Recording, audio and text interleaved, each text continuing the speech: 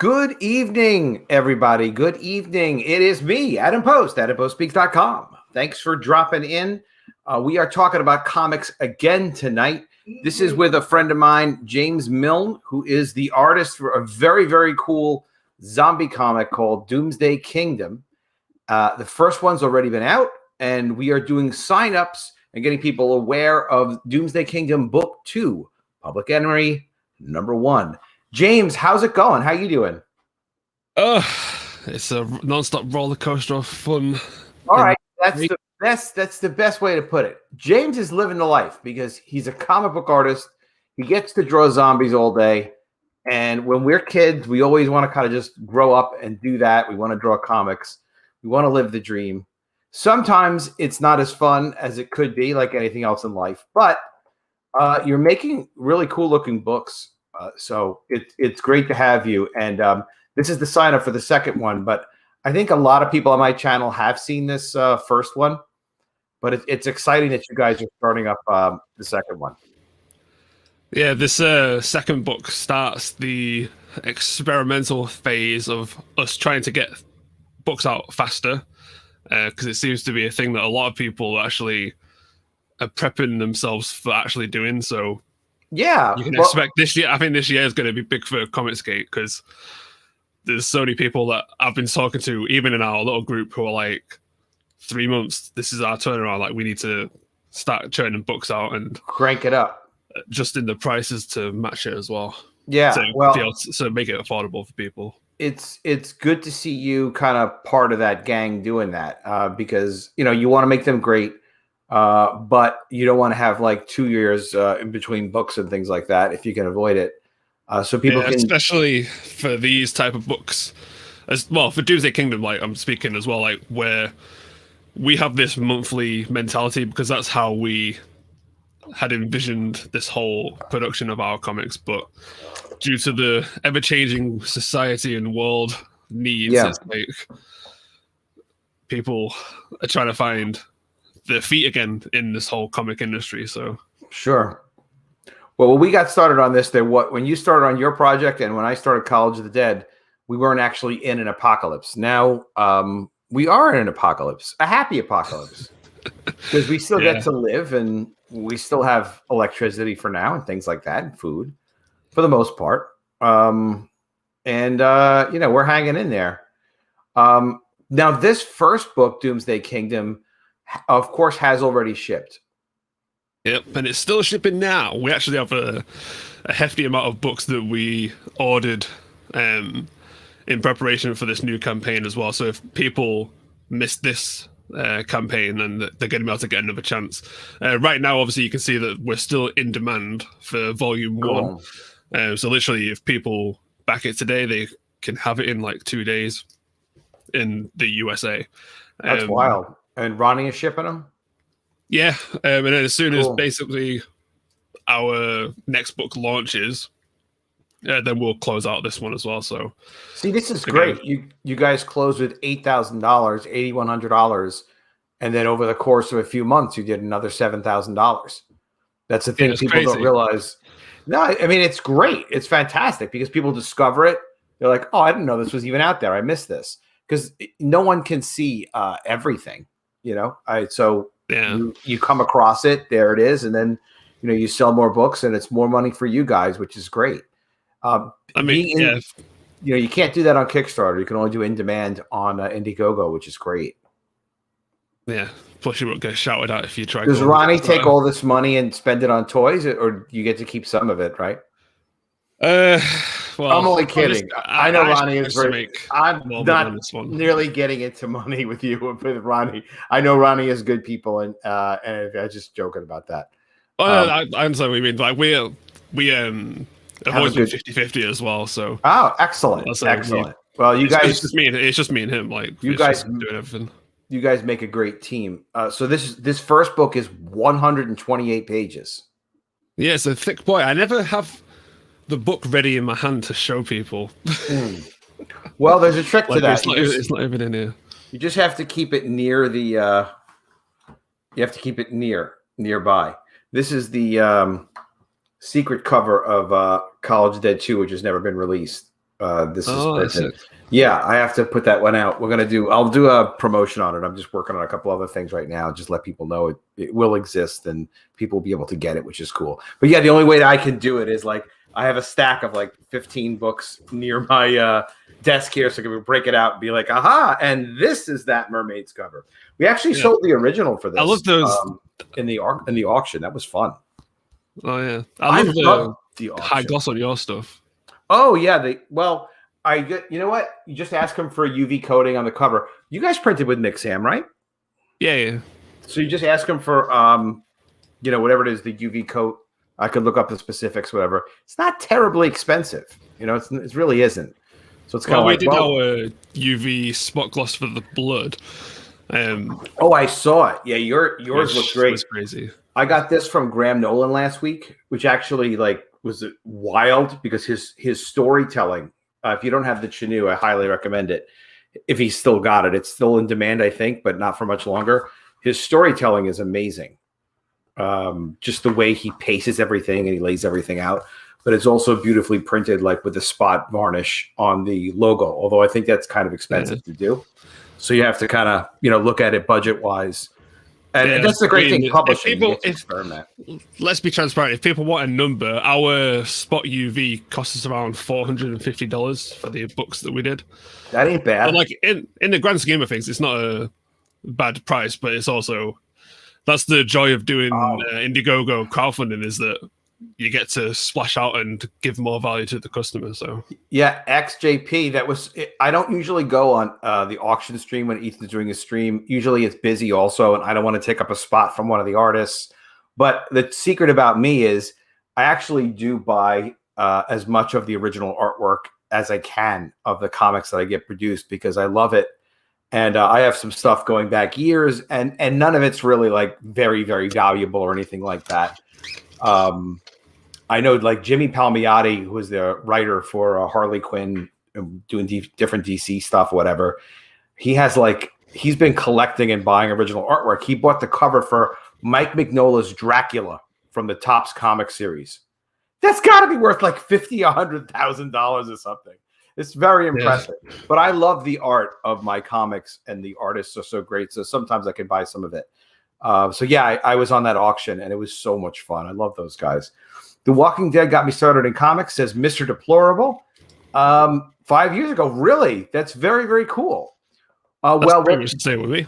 You'd like Doomsday Kingdom. It's very thoughtfully done. I, of course, did College of the Dead as well. You can check me out at collegeofdead.com. But as I'm showing you, and I hope you're finding this interesting, Jim is the artist for this book, Doomsday Kingdom. And it really... You know what? I don't think I backed this book. I can't believe I didn't back. All right. We just caught me. I'm like, wait a minute.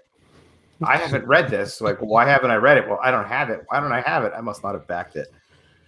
Ronnie, do not strike me down. I will have to back it. In any case, don't be like me. You should back it. I mean, this looks like a page out of The Walking Dead. I mean that with the highest compliments, except in color. And what are creative use Walking of, Dead, but better. Yeah, but better and in color. I like this zombie shield. That's a scary. This shield. Is so anyone who does like The Walking Dead, with me and Ronnie being massive fans of The Walking Dead, and that's basically the comic that inspired us to do comics more seriously.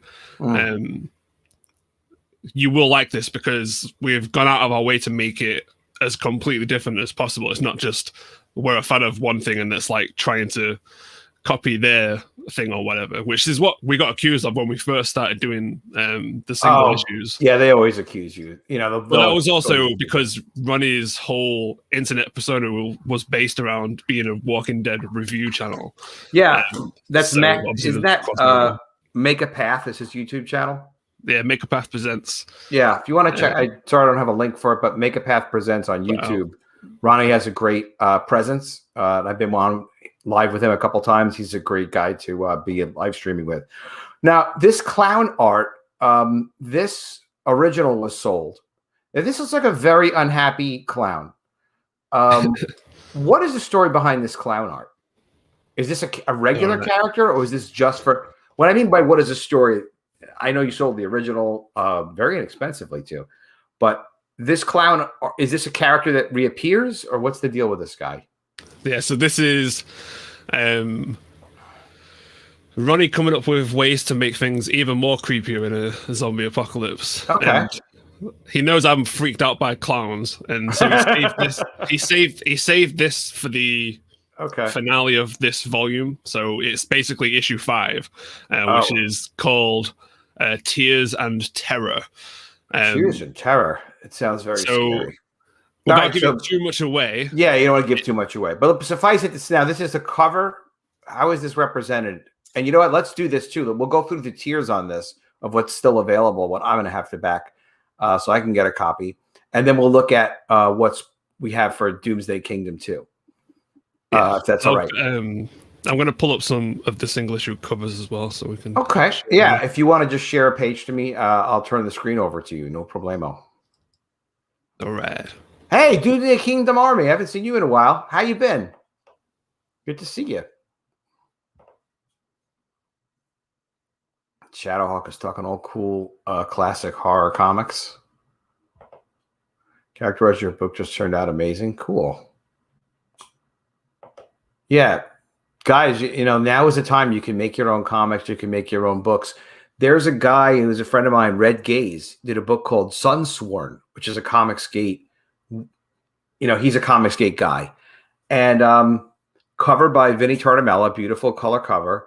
But it's like a 500-page, just prose science fiction book. A well-done, science fiction world. But it raised $15,000. Just a black and white book, basically. That's a prose book. There are some additional illustrations included with kind of like concept design art in a separate, like 32-page add-on book or something. Or maybe it's an additional supplement that everyone gets. I'm not sure. But like we can even publish prose books in Comicsgate. That's kind of the amazing thing now. It's that big. And it wasn't even like a major, well-known project that was heavily promoted. We all kind of knew it was coming out, but he just kind of put it out. And now he's working on a graphic novel for SUNSWORN, a graphic novel in that world. Not really. I don't think it's a sequel as much as it's in that world. James, you digging stuff up? You're going to send me a page? Okay. I just wanted to show this one. Application. All right. And these are covers for... This was covers from the individual comics, but is this still available? Yeah, so basically... this whole volume is a collection of issues 1, 2, 3, 4, and 5. Even as we speak right now, issue 5 hasn't been released as a single floppy, so the people who get the volume got it in advance as a little extra bonus. Because the goal was always to do a volume every 5 issues, but that's kind of changing now because we started off as like self-published, which is what we're all doing anyway with crowdfunding. And we started shipping these out like 3 or 4 years ago because we both work full time and have jobs and stuff like that. It's been like a very slow release up until this point. And so with the whole crowdfunding scene getting bigger and bigger, we knew that this would be like the perfect time to expand our audiences to get our fans in this whole Comicsgate movement too. And also to like cross promote with fans and stuff like that. So this is what the single issue 5 cover looked like, which is going to get printed like in a couple of weeks, which is on doomsdaykingdom.com. And then the plan for future releases will be to do like 60-page books every 3 months, which is what Public Enemy #1 is. So the clown, this is what the cover is for the single issues. And if you go back onto the campaign page, one of the stretch goal ideas which we unlocked was to have each of the issue covers as standalone prints, which are comic book size. Oh, cool. So people who had the single issues they could turn them into virgin covers by simply just like sliding the print in front. And then obviously for people who back it on the campaign, they can have the extra prints. And if they end up getting the singles, because we have our website, doomsdaykingdom.com, which is basically going to be treated as our back issues store. Cool. So like months after these campaigns go, because the campaigns are where you're going to get the story the quickest. And then down the line, for our hardcore collectors who still like to do like single 24, 25 page single issues, they can collect them. So we'll do like small print runs of that so that we can cater for everybody. One of the benefits again with crowdfunding is that you don't have to stick to that monthly schedule. Yeah. What that's going to allow us to do for these books moving forward now is to increase the page count. If we were just doing an issue every month, we'd have to still stick to the 22-page format. I kind of like the idea of doing single issues, breaking if the graphic novel is suited for it. And actually stuff I've done in the past has been. So that's why it's really piqued my interest. Like we designed it so that it could be 2 separate issues because that was kind of my plan originally as well. But I have no plans to do it, but I think it's really cool. I think it's very interesting to do it that way. It's just to keep homage to the way people are used to buying comics, but it's also, again, for people who only want to buy a volume of 5 issues, then we cater to that crowd later down the line. Or if people want to get the story the quickest, we didn't want to just have like a single issue and then you've read it the day you get it straight away, and then it's like you have to wait. Yeah, people like binging, so it's good. It's good to give them a brick, and then whoever wants single issues can get single issues. So volume also, 1. Sorry, go ahead. So then also with the crowdfunding aspect as well, is that we get to, instead of doing like cheap floppies to get it out quick and cost effective, like obviously crowdfunding lets us splash out and give you extras and free stuff and all this kind of stuff. Yeah, because you've got the bookmarks and those extra prints, and it really is kind of cool. You give people a nice, interesting package and not just the comic or graphic novel in your case. So you get volume 1 for $30, and that's 120 pages, which is a damn good sized book. 2 books for $50. This is Doomsday Kingdom 1, and an 11/17 original art cover commission. So this is one of the goals, one of the perks that we added later down the line after we'd sold most of our originals, was because again, like we wanted to expand our reach and stuff. And so if people came across me and Ronnie who had never like seen us before and they liked our artwork, then obviously they could support us by me being able to support them at the same time. Like they get a cover and they get to support us at the same time. Yeah, you and Ronnie make a great team. And you're always on you guys go on Make a Path and talk about the project as well? Yeah, we have like a playlist that's linked on the mailing list for Public Enemy #1, and that has like 50 videos that we've done. So if you want to hear in detail even the early days before it was even going to be a comic, there's videos about that. So if people want to like binge watch some videos, then go to Make a Path Presents as well. Now, what's going on with I was a little confused, and you updated the title. It's Doomsday Kingdom Book 2, Public Enemy #1. So it's the second graphic novel, and the title of the second graphic novel is Public Enemy #1. Yeah. Can we play the trailer real quick? Yeah, of course. This is kind of like a recap. I like being recapped. In a future world, one man's desire for vengeance brought him back to a time and place where events changed him in irreversible ways. But before that, there were beginnings of endings that altered the landscape of civilization as we had known it. This is the story of a changing world, and how some lives changed with it. A story about survival from those trapped within the Doomsday Kingdom, where there's a bigger story to tell.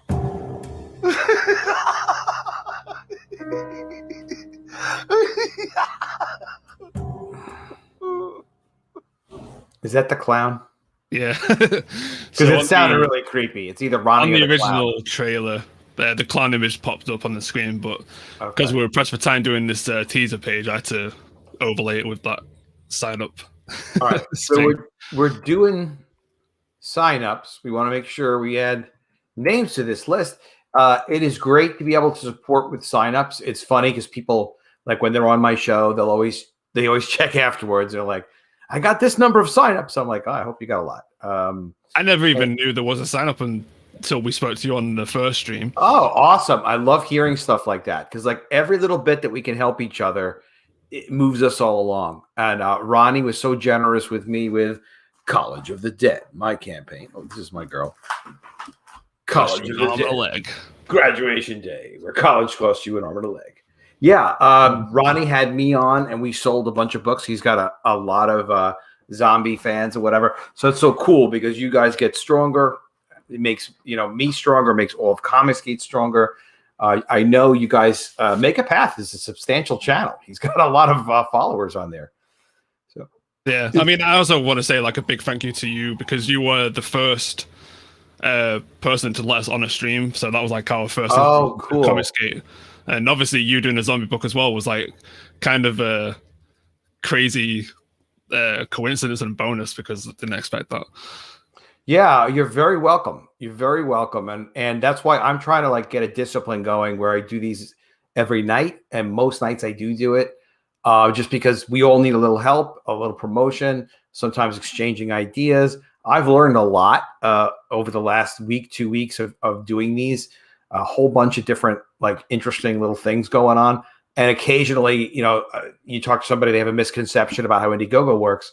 There's a friend of mine, David, who was on the other night, and he thought that to be in demand, you had to use a flexible funding goal on Indiegogo.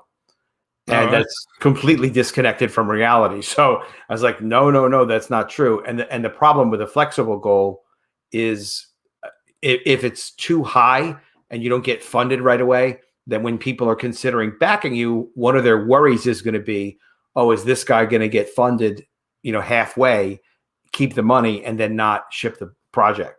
So you guys, absolutely, you guys are shipping and your books are getting done no matter what. And you've got, Make a Path and you follow. But for other people, they got to be careful when they pick Flixed or Flexible, unless they know they have a really big following, and then it kind of just doesn't matter what they pick. But because of my first campaign, I went for $5,000 Flexible, which is like ridiculous because I had no customer base, no social media, no YouTube. And Flexible is just kind of like basically making it look like, oh, this guy's going to take the money and run away. Yeah, so, I mean, that's why we did Fixed, because like I say, regardless of how big your audience base is, like even for us, like this was so unknown, and we went with a $5,000 fixed goal, and even then we were like, are we even going to hit that? Yeah, it's pricey. $3,000 is a good ceiling, and really, if you don't have 100 names on a sign up list, it's good to wait to launch. 100 is not even a lot. Really 300's better. That's what Clint says also from Sweetcast. I'm with him on that. I think we actually had 197 signups, so it wasn't a massive. No, it's a good number. That's a good number. And you guys also have your promotion through your channel. But yeah, look, Ronnie too. Maybe we'll come back on when you launch. It would be good. And we got to get Ronnie because he's fun and you're fun, and it's just another excuse to have you guys on. And promote. He literally had the worst things happen. That's why he's not been able to come on today. But, I hope he's okay. He almost had like a house fire. Almost had a house fire. Luckily, the top of it started setting on fire, but it also damaged his internet. As long as they didn't get the comics. Stuff, as long as the comics are okay. No, well, that was the thing. Like, he's now putting everything to storage. So what the heck is Public Enemy #1? I mean, that's usually like the FBI is trying to chase this guy down, but there's no FBI anymore. Yeah. What's going on? This is, the Doomsday Kingdom, for all intents and purposes, is what the name of this state, which is Wilkes-Barre or Wilkes-Barre, however you pronounce it as an American, is basically, this is the beginning of the outbreak. So this isn't like straight away. There is thousands of zombies everywhere in the world. You mentioned before about like we're in a kind of like a real apocalypse. It's crazy how the way we've written the story is kind of now mimicking what's going on in real life. Jeez. Basically, this volume is starting on Outbreak Day. And so it's essentially, to the rest of the world, people don't believe what's happening is actually happening. So people are slowly starting to get infected, but no one knows why. Even the characters don't know why. They're just trying to get through their day-to-day with their immediate goals of survival and getting their family out, not realizing what the bigger picture is eventually going to be, which is part of the fun for the reader, because they get to follow along with the characters. Like, they learn as we learn as we read it. It essentially boils down to the rest of the world is still operating as normal, but this one state, which is the first state to be affected, is basically closed off. So you'll learn it in the story, and you'll learn hints about it. So basically, everyone on the outside of this state are basically, is this a hoax? Is it just being reported because of fake news, basically, or so, like, for any other reason? So this goes back in time from before the books that already shipped, and this tells us when the outbreak was just first starting to happen. I'll try and make it a bit clearer. So the way you're doing a good job. It's just I'm not, maybe I'm not completely. So issue number 1 is subtitled "The Feeding Post." So every issue has this subtitle, which is why this next book is called Public Enemy number 1. That's the subtitle for this book, which is issues 6 and 7. The volume, which is what we came out with, is issues 1, 2, 3, 4, 5. Issue 1 starts way into the future of our timeline in the story to give you a glimpse of what the world has become, how people are surviving, following this mysterious guy. We don't know if he's a good guy or a bad guy, but he has one effed up way of punishing people that he deems necessary, and that's tying them to a literal feeding post to be eaten alive by zombies. Jeez. So he always taunts the prisoners with saying, the last things you'll hear is your own screams as you're being eaten alive. And then issue 2 goes back in time to date 1 of the outbreak, which is Independence Day, July 4th. And so we follow our main group of characters, and basically the story starts from there. So it'll eventually wind up to where issue 1 started, which is about like 40 issues deep into the story. Okay. So we're not just like flash firing you with a massive zombie apocalypse like World War Z style. Like, we are taking our time to further develop it, because that's what we felt was missing in zombie stories, is that they basically skip day 1, unless it's like a zombie film and it's like, you follow people the day of, and it's like at the end of the film, in about an hour and a half, like maybe a week or so has gone by, and then everyone's dead. Yeah, when you're setting up a zombie world, one of the things you think about is, all right, how advanced do you want to make the story from the outbreak? How wide do you want to go on the story? With College of the Dead, everything is normal, and then when the outbreak starts to happen, a teacher notices looking out the window when police cars pull up for a different reason that the zombies are attacking the police, and things are starting to get crazy outside. So the whole world hasn't been taken over yet. And you actually, in our case, you don't really see outside the world. I read that this might be interesting for you guys where you're developing your zombie world. It's just in one of my screenplay things on Film Courage, the YouTube channel I was watching. So they're talking about how Spielberg made a point that when they were having a world event, like with E.T. or whatever, to never involve the media, not to show the media, because there's something about like the story gets too big when you show the media. And for example, in the movie Signs by M. Night Shyamalan, you have Mel Gibson and the family, and they start to show the media, and it's kind of like the story just becomes too big and disconnected from your core characters.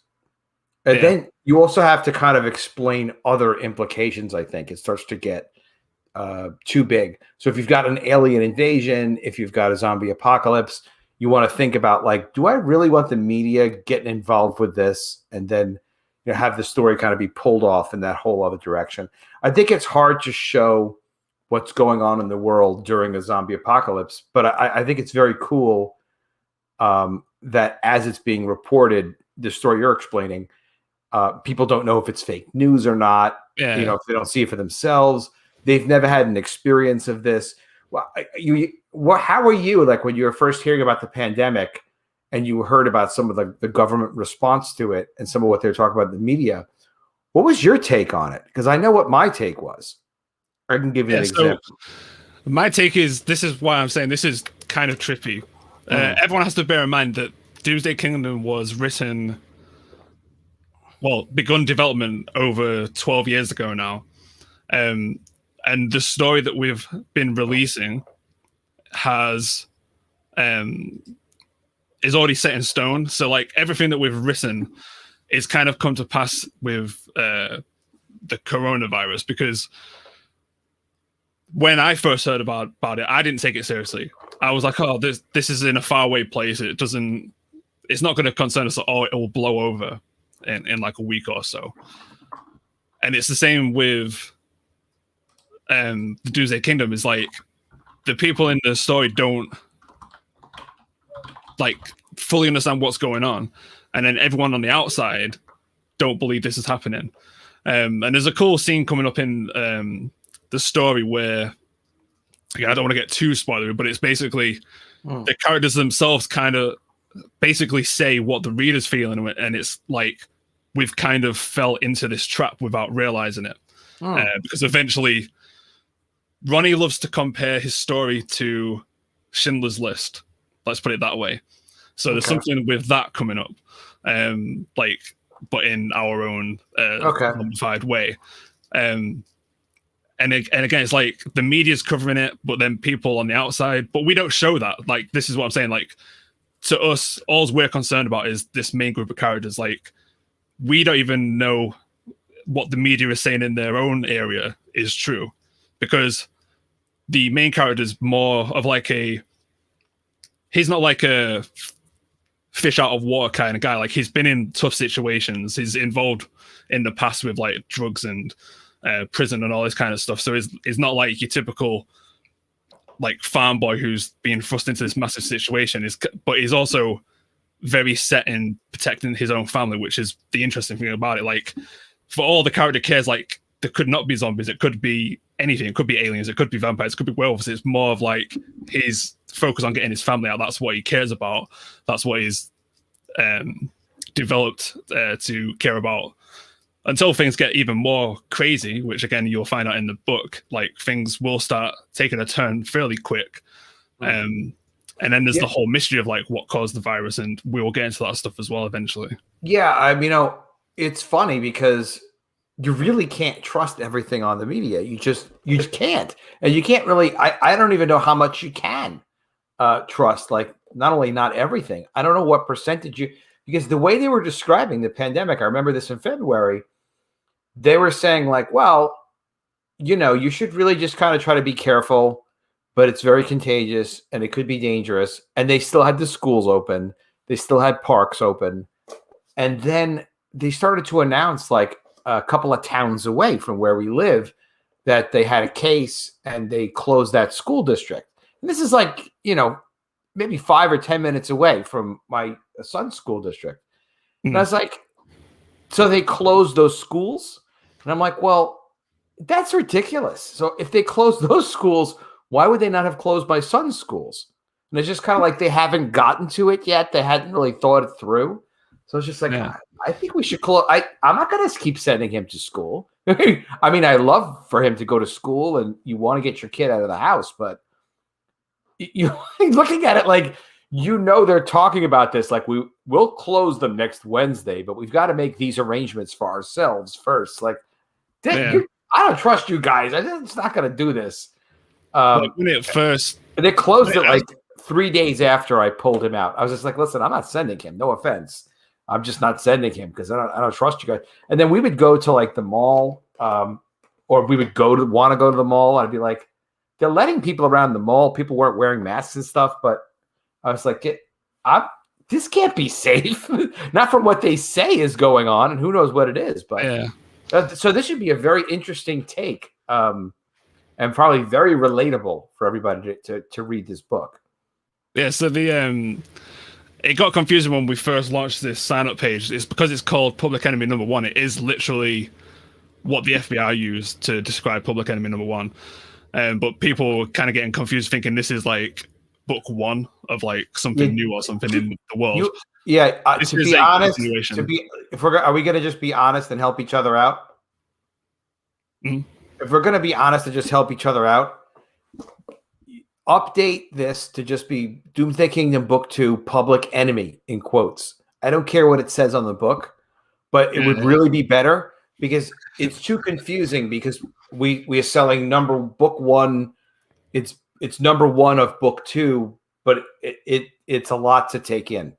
Yeah, I mean, it should really match this too. This has got to match, and this too. Yeah. I'm going to change it. Like, I think it's worth it, just because I don't want people to look at the campaign and be like, "Yeah, I already backed the book 1." Like, no, this is book 2, man. You got to get book 2. It's because when we were naming it, because basically this is the this is your format. Sorry to interrupt. To be honest, this is your format. So you start a format like this, where it says not Public Enemy. I'm confusing myself here. Doomsday Kingdom, Volume 1 graphic novel. Guess what the title of your second one should be? Doomsday Kingdom, Volume 2 graphic novel. Because you've already come up with this naming nomenclature, structure, vehicle. So it's because also bear in mind the volume is what we're going to be calling the collections of 5 issues. So our story arcs are 5 issues long. So this wait. So this is not 5 issues long. This new one. No, this new one is 2 issues. This is 2 issues. So it's really a different format. Yeah, this is what I was saying about the experimental stuff. So because a lot of people in Comicsgate wouldn't have known us, we didn't want to just come straight away with issues 6 and 7 and then people not knowing what the heck the story is or any of that stuff. And how do we figure this out? What should this be titled? I'm just going to call it Public Enemy. I think it's the number 1 that's throwing people off. But I've written it in the description. So I think in this campaign, it does say somewhere issues 1 to 5. And then in this new mail-in sign-up, and the campaign will also be extremely clear, that's going to contain 6 and 7. So, like I said, when we first developed Doomsday Kingdom, it was to do 1 issue at a time as a single floppy, 22 pages. So we'd have issue 1, then we'd distribute that, and then we'd do issue 2, issue 3, issue 4. When we get to 5 issues, then we put it into 1 big book for those who didn't like collecting single issues. They just want to binge it in 1 book. Then the initial goal was to just carry on doing the single issues. So we'll do. You just have to find like a really easy way. You just have a way. You have to figure out a way to somehow get the comprehension of what the heck this is. Like, so this Public Enemy number 1 is the continuing story. Okay. From Volume 1's issues, basically. So it says there's next 2 issues of story. Okay. And it says it right here, creative team behind Doomsday Kingdom, Volume 1, The Feeding Post. Yeah. So I don't know. We've got to yell at Ronnie. No, I mean, me and Ronnie thought it was a good idea to call it Public Enemy number 1. And then once we started promoting it, people were then getting confused, like, is this in the same universe? Is it a spin-off or all this kind of stuff? Basically, if you followed The Walking Dead, they released issues monthly. Can I ask you a question? Does this function as a prequel to the other books that you published? No. So it's all one continuous thing. So if you get the volume, that's issues 1, 2, 3, 4, 5 in 1 collected book. Okay. Then what I was saying with the experimental thing is, instead of us doing 1 issue at a time from now on, we're doing 2 issues worth into 1 book. And it also means that we're going to do a cheaper price point. So it's not going to be $30 every time we do a book. And again, the turnaround is going to be every 3 months. So you're going to get the story kind of in the same vein as a monthly comic, but with more pages than a standard American floppy. All right. Well, it looks very cool. and I'm sure you guys will get it sorted, as we like to say. Yeah. I don't know what to call it, but if this is going to be a regular thing, it is a book 2, but not really. Well, it's book 2, but not volume 2. So yeah, I got you. Yeah. It gets a little confusing. Well, take it from me. I went from black and white to then color, and now I'm looking at black and white probably for College of the Dead 3.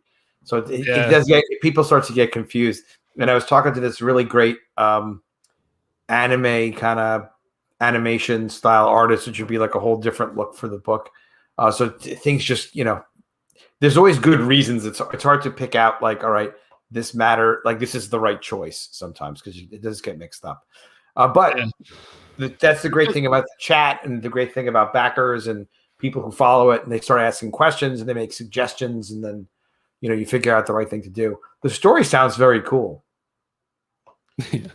Stay home, save lives, stop the spread. Oh my God, we're living in this freaking apocalypse now.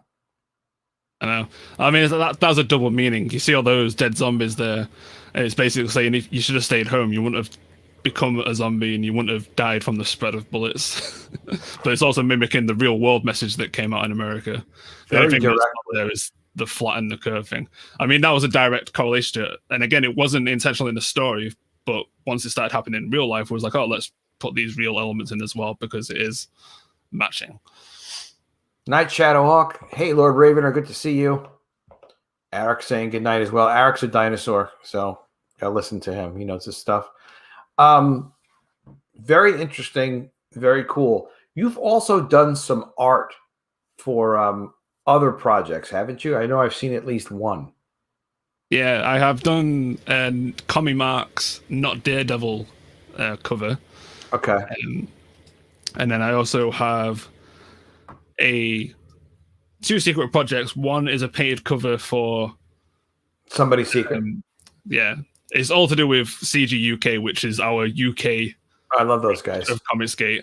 Yeah. And then I also have a book project that's in the works as well. Excellent.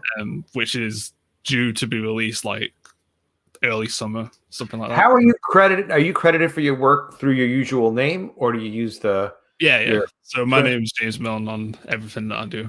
Good. So guys, keep an eye out for James Milne, and your Twitter address is Love Pigeon. Love Pigeon. So at Love Pigeon, you want to follow James there as well. Also, subscribe to my channel. Click the bell for notifications. I'm doing these shows like 9 o'clock every night, pretty much. And I'm having a hell of a time. I'm learning stuff. I'm getting to share some ideas with other people, meeting some great people. The Doomsday Kingdom people have been great to me and College of Dead and to Comicsgate. And we talk about you guys every now and then in the group room. There's a group room that I'm in that we talk about for a show. You guys can come up. I'm like, yeah, Ronnie's great. He's got a big channel and he's a big supporter of CG. So, everybody's trying to help each other out, in front and behind the scenes. And that's a great thing about Comicsgate. And I'll just share the cool. Share me this thing. Oh yeah, that's yours, huh? Yeah, so this is an original watercolor painting. So again, if anyone's listening that wants a cover, for the same price, I will do actual traditional paintings as well. Even though it did mention digital colored, but now that I'm branching out, the options there.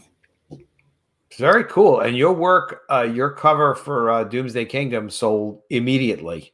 Yeah, that was insane. We had people that were waiting for us to launch, and the person that was the one expected to get it ended up being a bit too slow and missed the chance to get it. But too slow, gotta go. What is the size of this piece?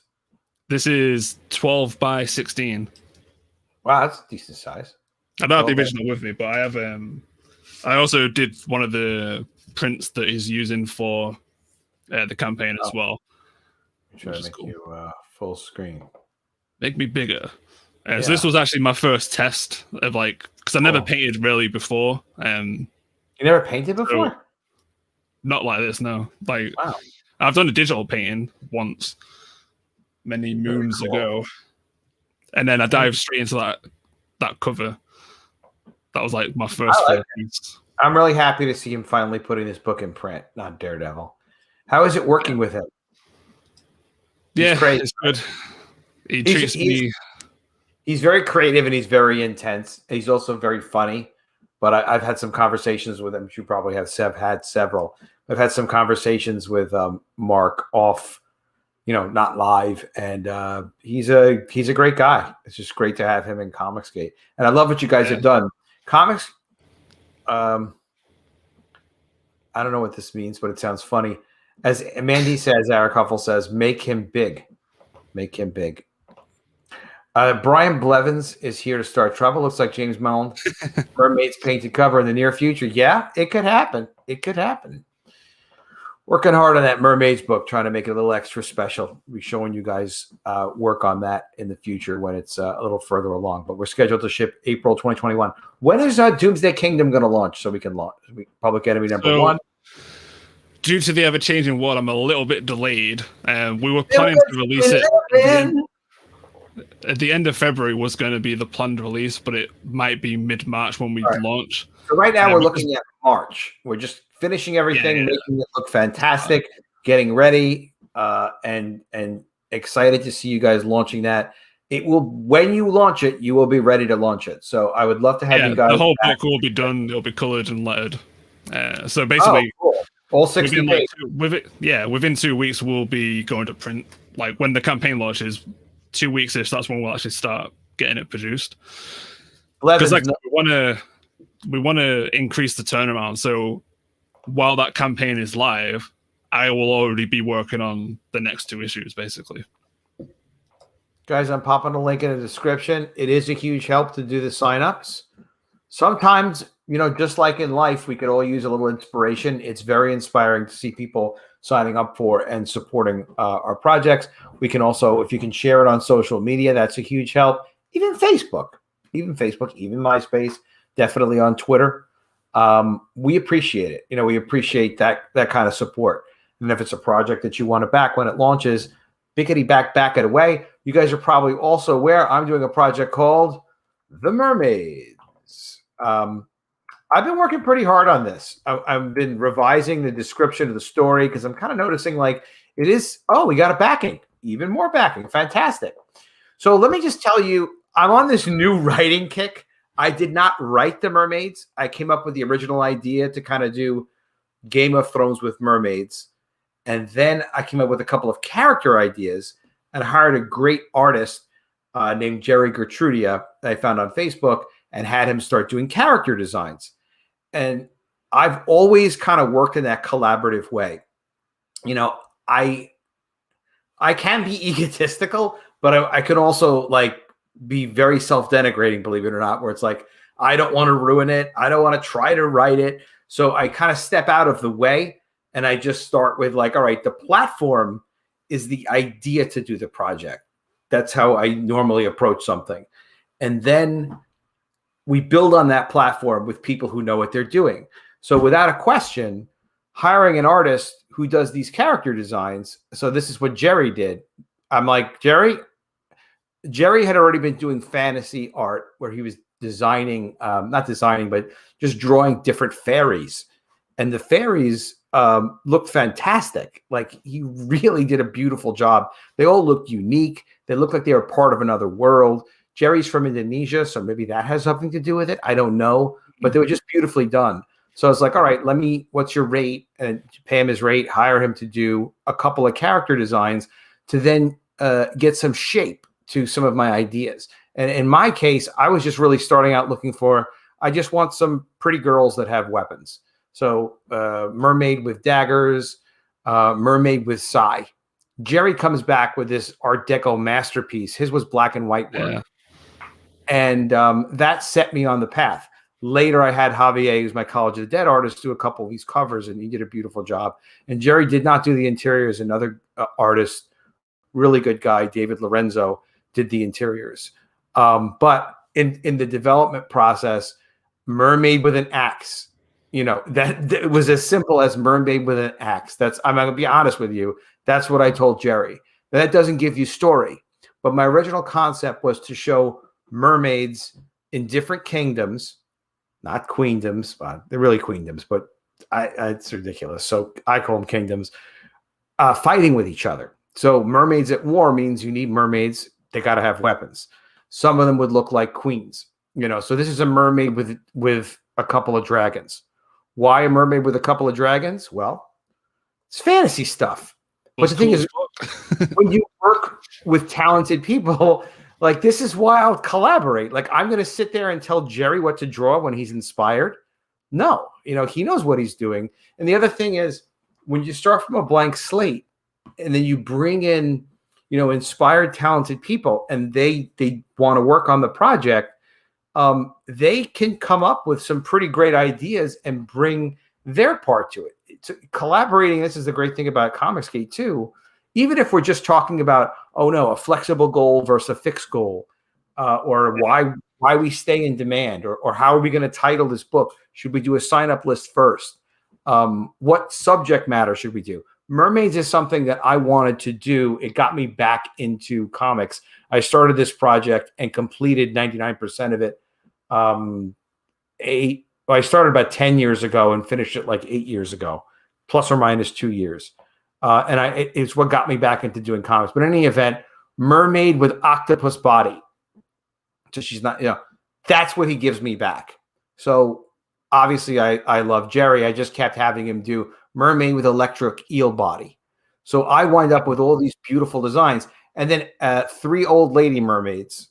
And he gives me back this. And they're in the story and the world. Now, with these characters, I'm able to go. I went to my editor, and we picked a writer to develop it with. We talked more about which mermaids were at war with who, why are they at war, what the hell are they doing, and we started to flesh it out, and then had these character designs, and that development was enough to get the writer going and have the writer start to flesh out. Who was at war with who, and then who the main protagonist was going to be. And the premise of this war is that this naughty mermaid, this arm biting, and everybody knows that I love comics where the women are getting their arms bitten. It's actually a coincidence, but it's it may not be. It's going to be your thing now. Yeah, this was done after this piece was. I don't know if I don't remember if this was my idea or not. I know Mermaid was my idea. This, I don't remember, like seeing her bite an arm. I don't think that was my idea. But this might have been inspired by the mermaid getting her arm bit. So probably was. When I find something that works, I tend to stay tangential with it subconsciously and somewhat consciously. So I'm glad that somebody pointed that out, because I got to watch it, because that shouldn't happen in everything that I do. But anyway, the point was we were able to what was the point? Oh, the story of the conflict. The conflict is basically that the shark mermaid is very visceral. She's a queen. She's Queen Leaf. She's what we consider to be evil, because sharks, they are not social creatures. They eat anything in front of them, and they will eat each other. They'll even eat their young. So they're monstrous. So this queen doesn't see the need to have 5 different kingdoms. She'd rather just have her kingdom basically take over and decimate the other kingdoms. Only the strong survive. The other ones want to be independent. They want to have their own national identities, essentially, within those kingdoms. And they do have different identities and different talents and different focuses on what their cultures are developed like. And that's basically what the world conflict is within the world. And this mermaid, Jana, is a teacher, and she basically winds up joining rebels who are fighting against the evil Queen Leaf, who's pretty successful at causing trouble, this Queen Leaf, because she's freaking ruthless. And, if you don't give a F, and you're powerful, and you just don't care what you do, you don't care what the consequences are, and there are no authorities, you're going to be successful until someone stops you. So she's kind of like the Darth Vader of the mermaid world. So that's my mermaid story. But so definitely check out the mermaids too. epicmermaids.com takes you right to the campaign. It is in demand now. We're scheduled to ship April 2021. We'll probably ship a little earlier than that. We're scheduled to ship then. I think you guys are going to really like it. I'm going to show more of the artwork. We are doing some more with the book, and we just haven't been showing it yet. I think people are going to be pleasantly surprised how it looks. And definitely subscribe to the channel, but let's make sure we sign up for Doomsday Kingdom 2 and support Ronnie and Jim, the Love Pigeon Man. I just checked that we had some more from the stream, and we have. So thank you. Thank you for signing up, guys. See, people always check, and it makes me look bad if you guys don't sign up. So you only want me to look. If I look good, you look good. I don't know. It's definitely better to look good than feel good, if you remember that, if you're old enough to remember. It's from Saturday Night Live. All right. Let's wrap it up. Jim is in the UK. Thanks for staying up so late, Jim. I want you to get some rest. We really appreciate you, Rick and Eric and Donner and Blitzen and XJP. Oh, wait, Donner and Blitzen are just reindeer. It's Curmudgeon. Good to see you. Love Pigeon, you're in the chat. Brian, we still like Brian. He wants to ask her a question. Brian Blevins, have you backed the mermaids yet? I don't. Until you back the mermaids, no axe jokes. I think you have. I appreciate you, Brian. You're a funny guy. All right, we will see you again soon with another video. And if we do not see you, I will miss you. See you guys again tomorrow night. I think we have Niobe tomorrow night. The Bonds campaign. We'll check that out. Yeah. Very cool. All right, guys. Have a great night. We'll see you again soon. Thank you very much.